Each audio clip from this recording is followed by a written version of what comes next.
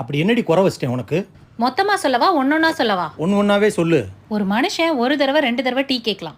நீங்க எத்தனை தடவை டீ கேக்குறீங்கன்னு உங்களுக்கு தெரியுமா? டீ எது கேட்குறேன்?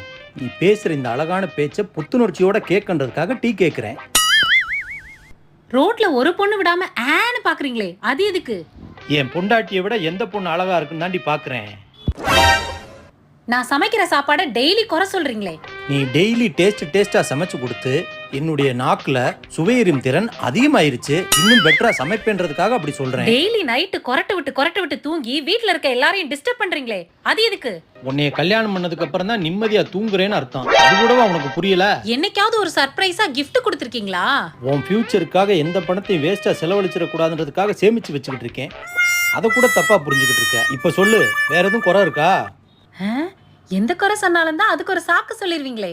நான் எங்க அம்மா வீட்ல இருந்ததை விட உங்ககிட்ட தான் சாமி சந்தோஷமா